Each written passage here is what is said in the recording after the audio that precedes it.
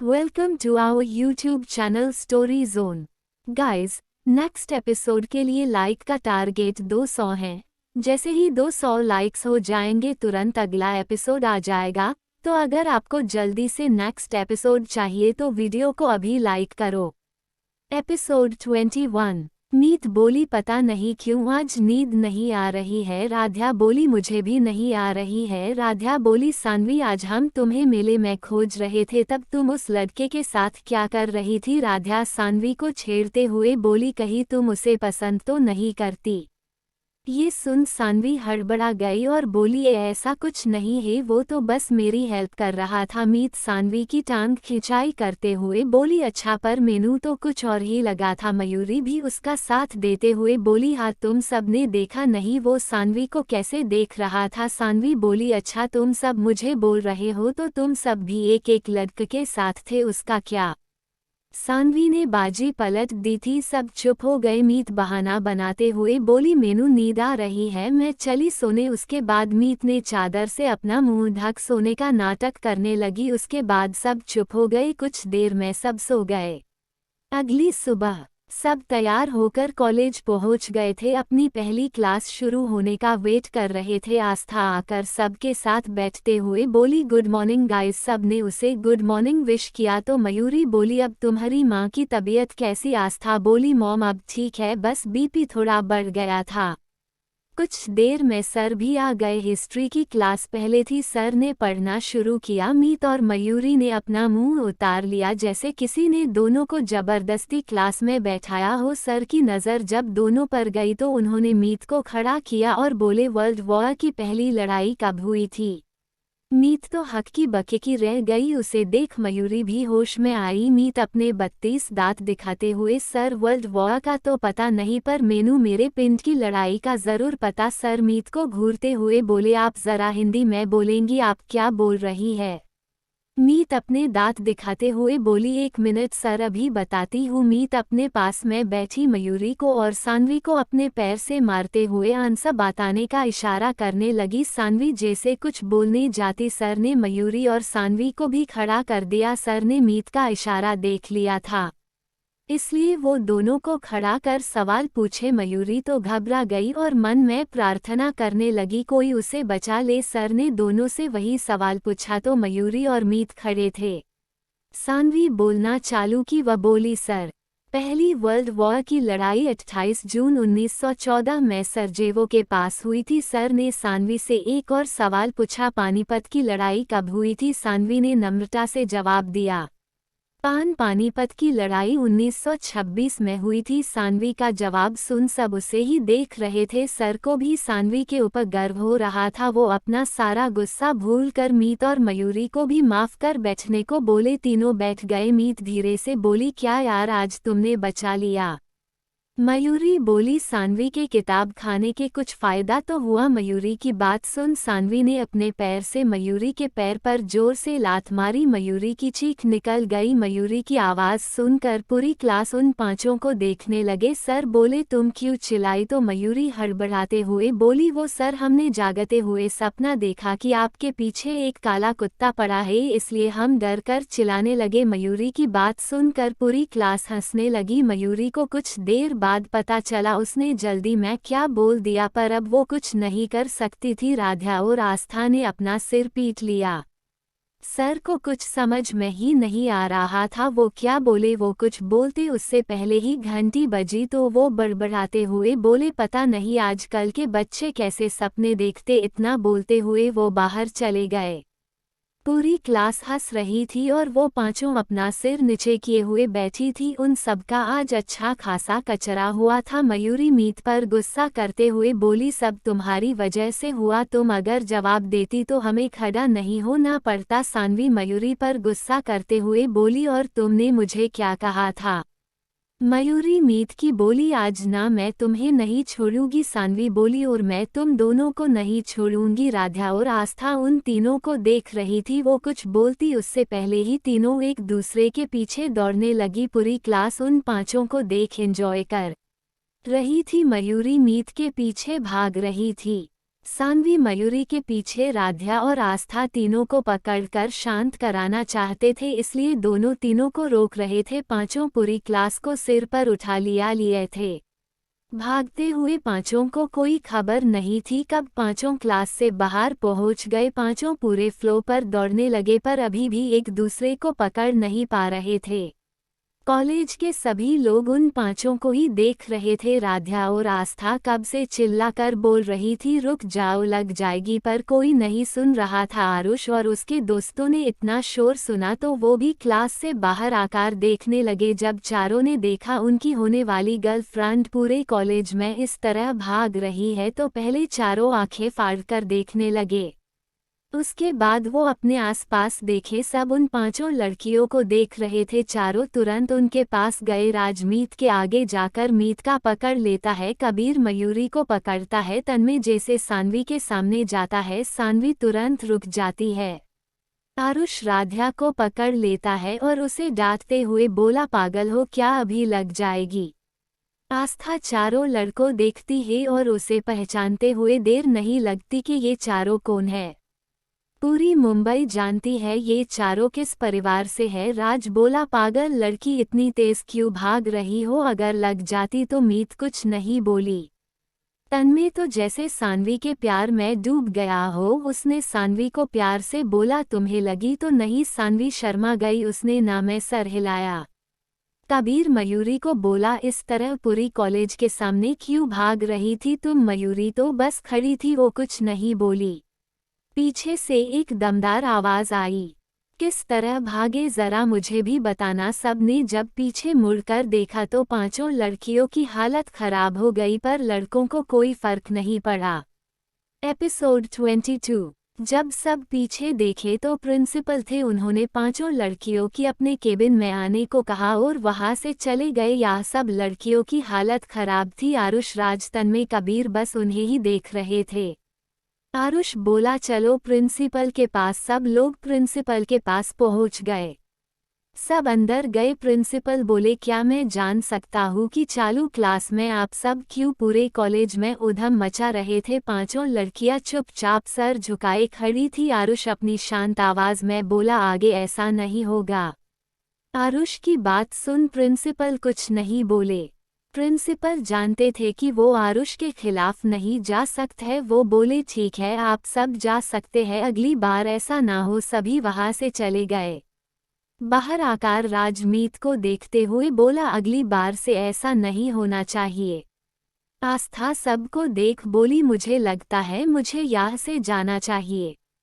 वो जैसे वहां से जाने को हुई तो राध्या ने उसका हाथ पकड़ लिया और झूठी मुस्कान लाते हुए बोली, मैं भी चलती हूँ तुम्हारे साथ। राध्या बस आरुष से कुछ देर दूर रहना चाहती थी। आरुष बहुत गुस्सैल था। राध्या को डर था कहीं वो उसे डांटे ना। दोनों वहां से जा ही रही थी कि मीत, मयूरी, सान्वी ने कहा, रुको हम भी चलेंगे, और पांचों वहां से जल्दी से भाग गए। आरुष, तन्मय, राज, कबीर बस उन्हें तेजी से जाते हुए देख रहे थे। उन लोगों को समझ नहीं आया ये लोग इतनी तेज क्यों भागी। राज बोला, ये लोग कितनी एहसान फरामोश है, एक थैंक यू भी नहीं बोली। आरुष को राध्या का जाना पसंद नहीं, वो भी उसकी बात सुने बिना उसे गुस्सा आ रहा था, पर उसने खुद को कंट्रोल किया और मन में बोला, बहुत जल्द तुम्हें सबक सिखाऊंगा। कबीर बोला, चल एयरपोर्ट जाना है, चल चलते हैं, और वो सब वहां से निकल गए। दूसरी ओर पांचों लड़कियां जल्दी से कैंटीन में आ गई। आस्था की नज़र राध्या, मीत, मयूरी और सान्वी पर था। वो बोली, तुम लोग इन चारों को जानते हो क्या। चारों को लड़कों के बैकग्राउंड के बारे में कुछ पता नहीं था। वो सब बस इतना जानती थी कि ये लोग उन्हें पसंद करते हैं या नहीं भी। चारों ने ना में सिर हिलाया तो आस्था बोली, अरे ये लोग मुंबई के सबसे रिच में शामिल है। हर दिन इनके घर की छोटी छोटी चीज़ लोग जानने की कोशिश करते। हम लोग तो इनके आगे कुछ नहीं है। कॉलेज की कितनी लड़कियां इन लोग की गर्लफ्रेंड बनना चाहती है ताकि वो सभी इनके घर की राजकुमारी बन सके, पर इन लोग ने कभी किसी को अपने करीब नहीं आने दिया। राध्या मन में बोली, तो आरुष ने जो हमारे साथ किया, क्या उसे करीब आना नहीं कहते हैं। सबके दिमाग में यही चल रहा था। आस्था खुश होते हुए बोली, लगता है तुम लोग उन्हें पसंद आ गई। हो तुम लोग की तो लॉटरी निकल गई। मयूरी मीत सानवी राध्या साथ में बोली ऐसा कुछ नहीं है। आस्था मुस्कुराते हुए बोली अच्छा चलो ठीक है अब घर चलते हैं। सब लोग हॉस्टल आ चुके थे। दूसरी ओर एयरपोर्ट पर एक लड़का जो हाइट में 6.7 था, काली आंखें, गोरा रंग, मस्क्यूलर बॉडी, उम्र 20 साल होगी, सफ़ेद शर्ट ब्लैक पेंट में बाहर की ओर किसी को देख रहा था। तभी उसे कुछ लड़के दिखे। वो समझ गया था ये उसके दोस्त थे। वो चलकर उनके पास गया और बोला कमीनों कहाँ थे, कब से वेट कर रहा हूँ। सब उसे गले लगाए और बोले अबे तुझे लेने ही आए हैं, अपनी गर्लफ्रेंड को छोड़कर आए हैं। गर्लफ्रेंड सुनते ही उस लड़के के कान खड़े हो गए। वो बोला तुम सबकी गर्लफ्रेंड है, कब, कैसे, तुम सब तो सिंगल थे ना, तो ये चमत्कार कैसे हुआ। उसे इतना सवाल पूछते देख कबीर बोला ब्रो सांस ले और चल, गाड़ी में चलते हैं। सब गाड़ी की ओर चलने लगे। वो लड़का कोई और नहीं विवेक मित्तल था, जो लंदन में कुछ साल पहले पढ़ाई के लिए चला गया था और अब जब विवेक का मन लंदन में नहीं लगा तो वो यहाँ अपनी पढ़ाई पूरी करने आ गया। सब गाड़ी में आकर बैठ गए। राज बोला तेरी तो वहाँ पर एक गर्लफ्रेंड थी ना, तो तू उसे छोड़कर आ गया। विवेक चिढ़ते हुए बोला ये पूछना जरूरी है क्या, ये लकड़ियां पता नहीं अपने आप को क्या समझती है, एक नंबर की फ्रॉड थी वो। आरुष उसे चिढ़ाते हुए बोला क्या हुआ, तेरी इज्जत चली गई क्या। सब हंसने लगे। तन्मय बोला वैसे क्या नाम था उसका। विवेक चिढ़ते हुए बोला उसका नाम एलिना था, जो कॉलेज में कितने लोगों के साथ रात बीता चुकी है। आरुष बोला चल अब छोड़, अब इंडिया आया है तो इंडियन गर्ल को पसंद कर। बीच में राज बोला वो तुझे तेरी एलिना की तरह धोखा नहीं देंगी। कबीर बोला वैसे एक बात तो है, इंडियन गर्ल कितनी भी मॉडर्न हो पर वो अपने लिए एक समय पर एक लड़का ही अपनाती है। राज बोला मैं तेरी बात से अग्री करता हूँ। तो तन्मय अपने में मुस्कुराते हुए बोला जैसे मेरी सानवी है, क्यूट और भोली भाली सी। विवेक उसे होश में लाते हुए बोला ओए कहाँ खोया हुआ है। तो राज बोला तेरी होने वाली भाभी के ख्यालों में। विवेक बोला वाह बेटा, मेरे पीठ पीछे ये सब हो रहा है। तो बताओ वो लड़कियां अच्छी है, मुंबई से है या किसी फॉरेन से है। तो तन्मय बोला ये फॉरेन की लड़कियां तुझे पसंद होगा, हमें हमारी विलेज वाली गर्ल से प्यार है। तो विवेक बोला क्या तुम लोग किसी गांव की लड़की को पसंद करते हो। राज बोला हाँ। विवेक बोला तब तो मुझे मिलना होगा। क्या तुम सब ने अपनी अपनी गर्ल को प्रपोज कर दिया है। सबने ने ना मैं सिर हिलाया तो विवेक ने अपना सिर पीट लिया। ये से ही बात करते हुए सब मित्तल मेंशन पहुंच गए।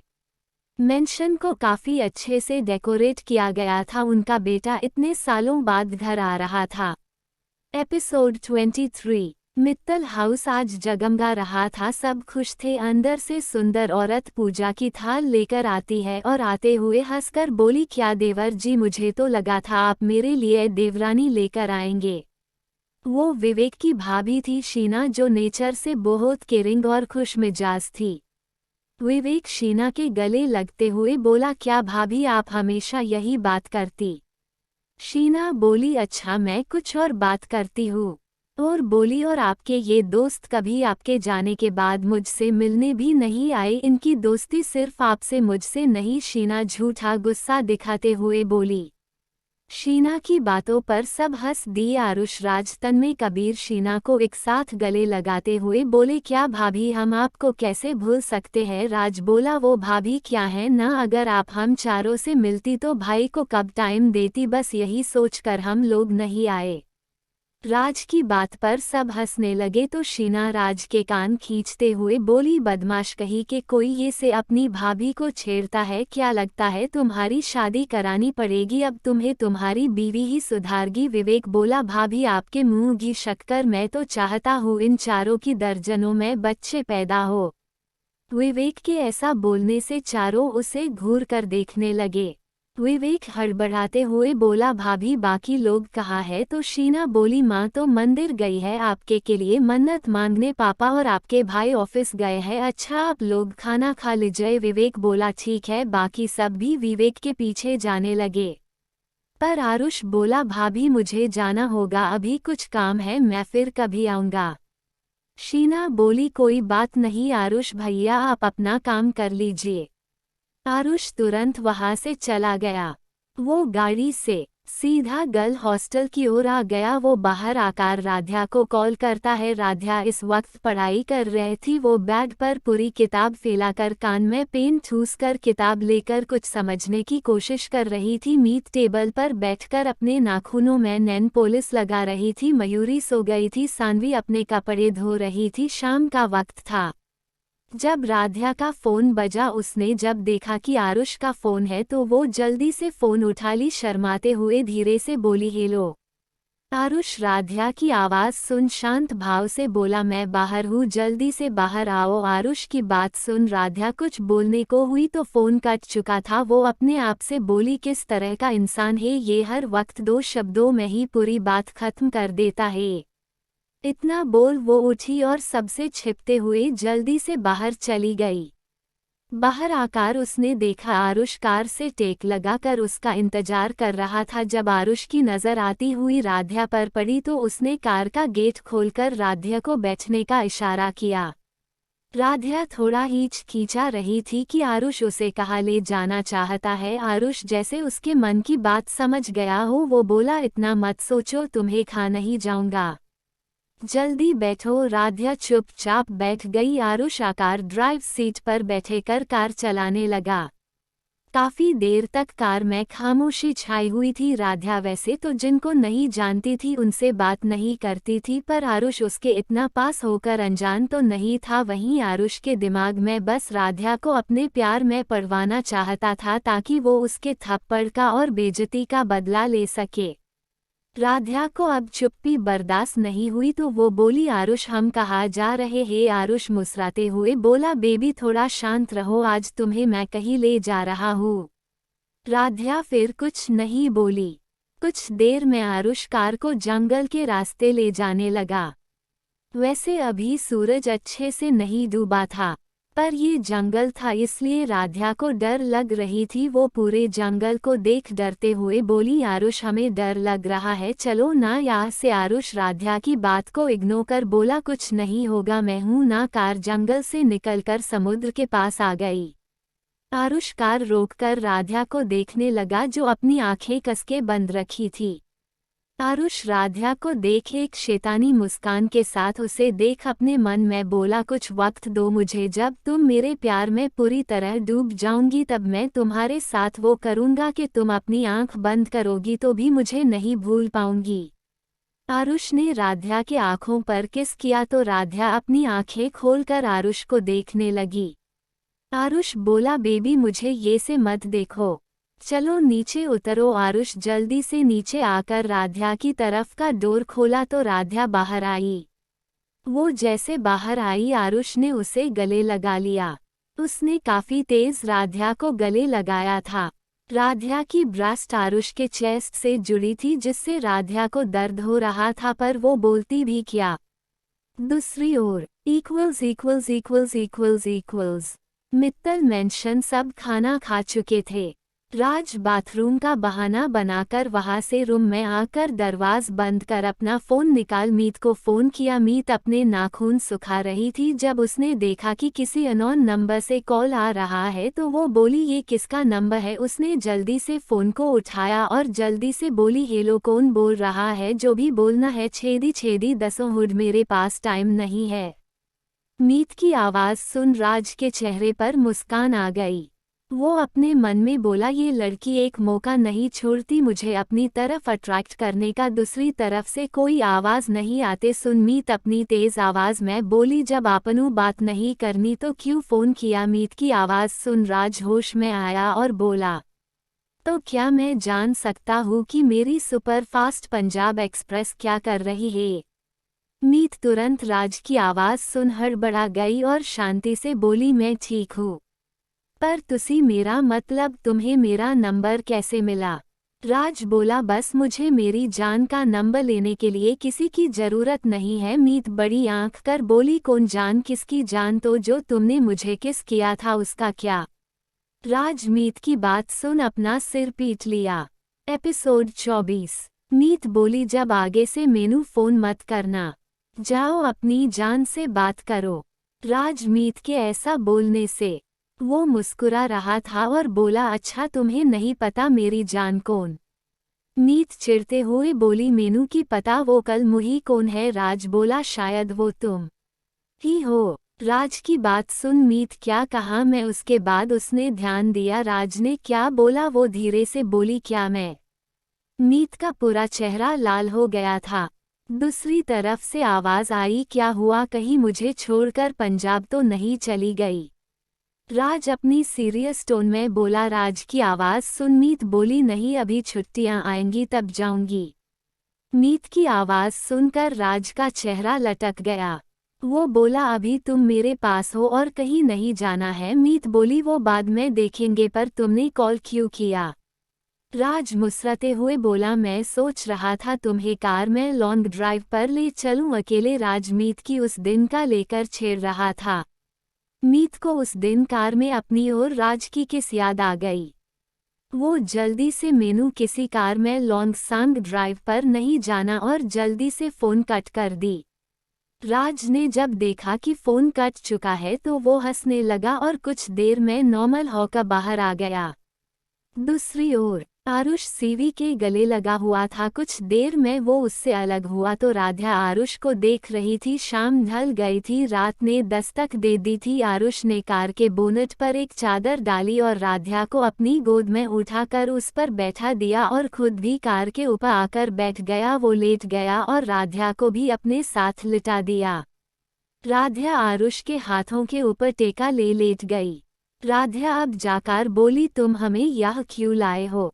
आरुष बोला, अभी बताता हूँ। उसने अपना फोन निकालकर किसी को मैसेज किया और अपना फोन रख दिया। कुछ देर में आसमान में टुकल आ रहे थे। कुछ ही देर में पूरे आसमान में ढेर सारे दिए जगमगा रहे थे। राधा के चेहरे पर एक बड़ी सी स्माइल आ गई। धीरे धीरे पूरा आसमान पूरे गोल्ड रंग से जगमगा रहा था। अब आसमान में फायर फ्लाई फुट रहे थे। उन सब फायर फ्लाई पर कुछ ना कुछ लिख कर आ रहे थे। एक फायर फ्लाई में लिखा हुआ था, आई लव यू राधा। तो सबसे आखिरी वाले में राधा जा खूबसूरत चेहरा बना हुआ था। राधा के आंखों में आंसू थे। वो जल्दी से आरुष से लिपट गई। जब आरुष को लगा वो रो रही है तो उसने उसे कसके गले लगा लिया और प्यार से समझाते हुए बोला, चुप हो जाओ, ये से क्यों रो रही हो? क्या तुम्हें पसंद नहीं आया? राधा आरुष से अलग होकर बैठ गई और अपने आंसू भरे चेहरे से आरुष को देखने लगी।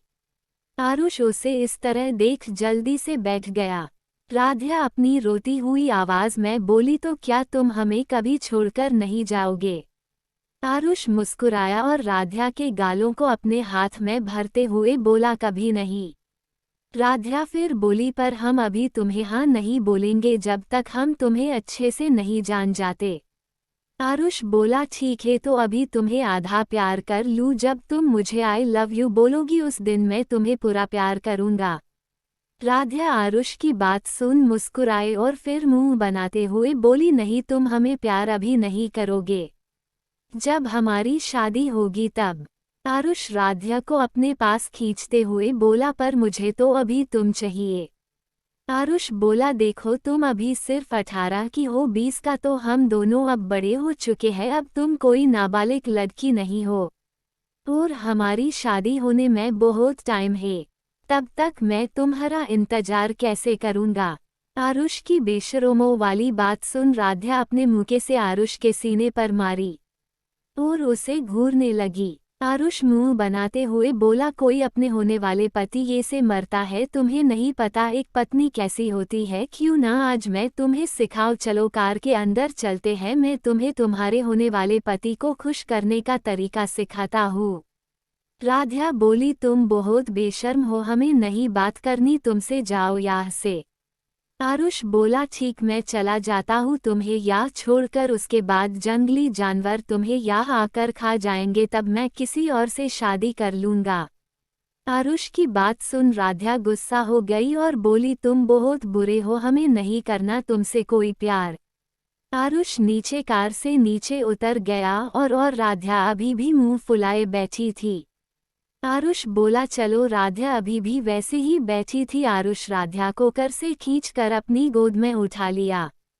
राध्या डरते हुए बोली, आरुष हमें डर लग रहा है, तुम हमें गिरा दोगे।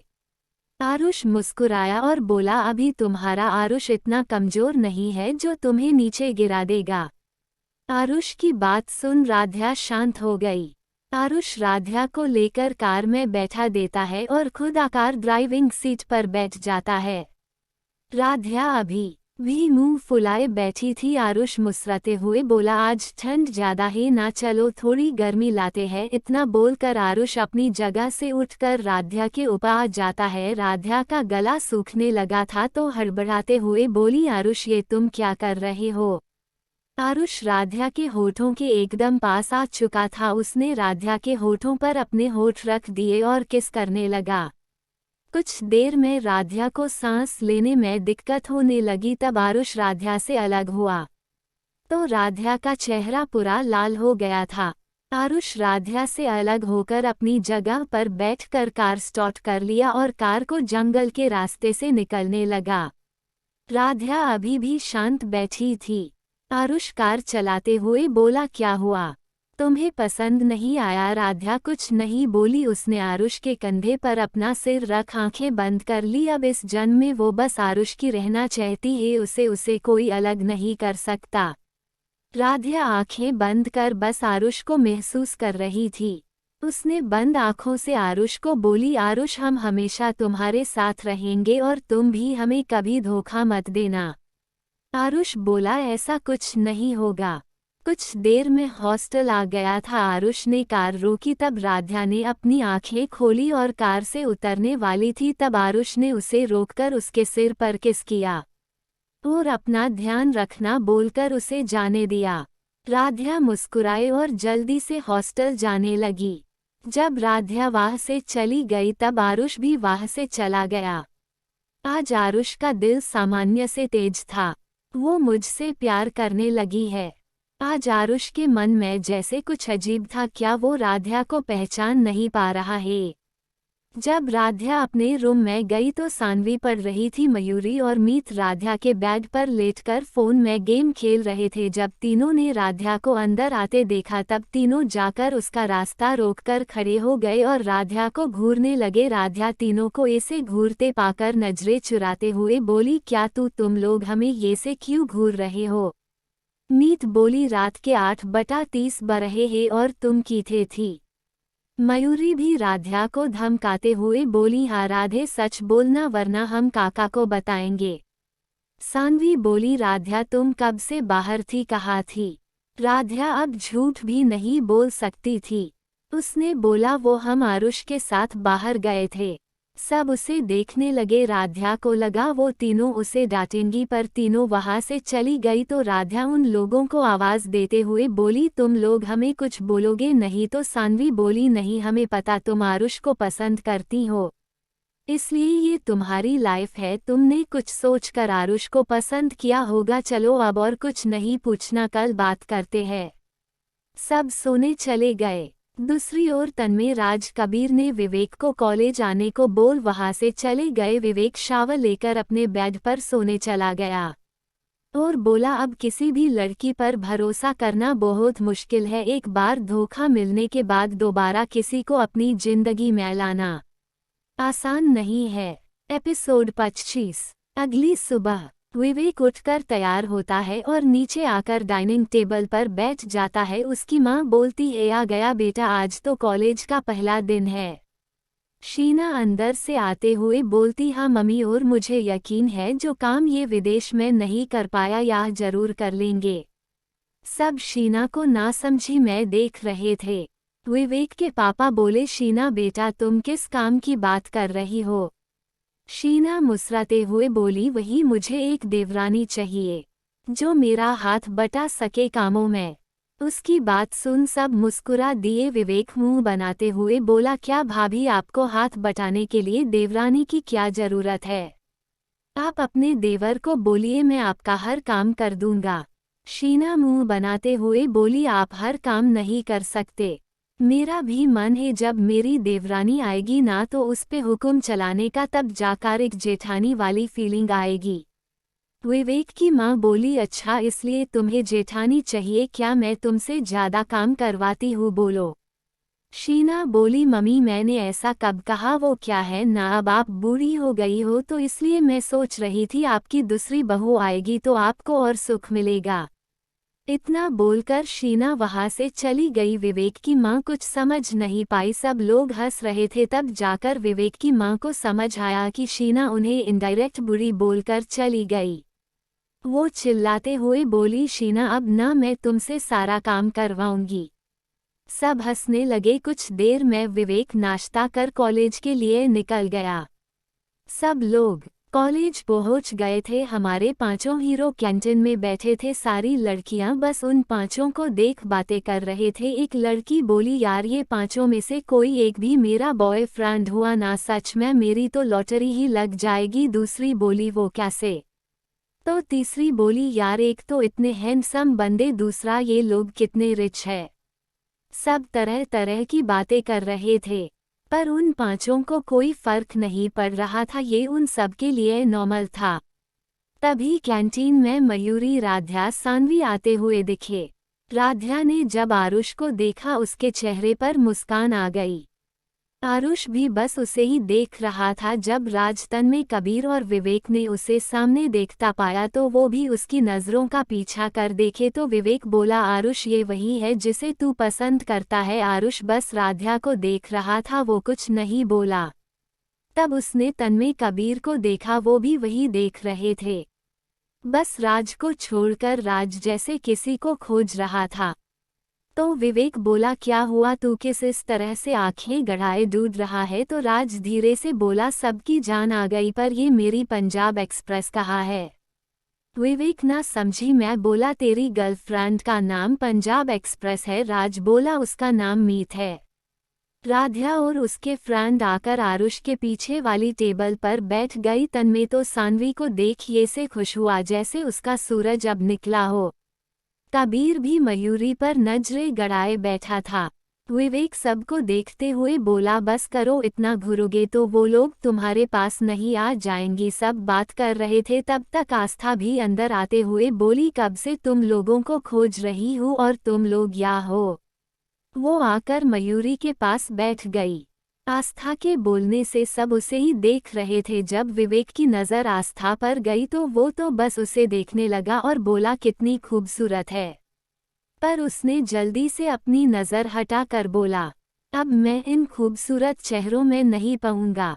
एक बार धोखा खा चुका हूँ, अब दोबारा वही चीज़ नहीं दोहराऊंगा। आस्था सबसे बात करने लगी और बोली, मीत कहाँ है? मीत का नाम सुनकर राज के कान खड़े हो गए। राध्या कुछ बोलने जाती उससे पहले ही कैंटीन के बाहर से आवाज आई, मैं इथे हूँ। इतनी तेज आवाज सुन सब मीत को देखने लगा। पूरी कैंटीन आती हुई मीत को देखने लगे। वो थोड़ी गुस्से में थी। राज मीत को देख उसके चेहरे पर मुस्कान आ गई। वो जब अंदर आ रही थी एक लड़का टेबल पर बैठकर नाश्ता कर रहा था पर मीत के इतने तेज बोलने की वजह से वो भी उसे ही देखने लगा। उसका एक पैर टेबल के बाहर था जिससे मीत टकरा कर गिरते हुए बची। अब मीत का गुस्सा और बढ़ गया। उसने उस लड़के को गुस्से में मुड़कर देखने लगी और उसके टेबल पर हाथ मारते हुए गुस्से में बोली, ओए तेरा दिमाग खराब है कि मैं तेनू पूरी की दिखाई नहीं दी क्या, जो अपनी टांग फैलाए बैठा मेनू घूर रहा है। रब जी ने तेनू इतनी वद्दी आंखें दी है, उसका ना थोड़ इस्तेमाल कर वरना तेनू मैं वेथने लायक नहीं छोड़ना। समझा खोतिया दा पुत्तर। उसने टेबल पर दोबारा हाथ मारा। वो लड़का मीत से डर गया। हालांकि उसे कुछ समझ नहीं आया मीत ने क्या बोला, पर मीत के एक्सप्रेशन देख वो समझ गया वो गुस्से में बोल रही है। इतना बोल जब मीत आगे मुड़ी तो पूरी कैंटीन के लोग उसे ही देख रहे थे। सारे वेटर कुक सब उसे आंखें फाड़कर देख रहे थे। मीत पूरी कैंटीन वालों को देख बोली, क्या है, कभी लड़की नहीं देखी जो इस तरह मेनू घूर रहे हो, चुपचाप अपना अपना काम करो, समझे? सब उसकी आवाज़ सुन जल्दी से गुड़बाड़ते हुए अपने काम में लग गए। मीत जल्दी से अपने फ्रेंड के पास आकर बैग टेबल पर पटक कर बैठ गई।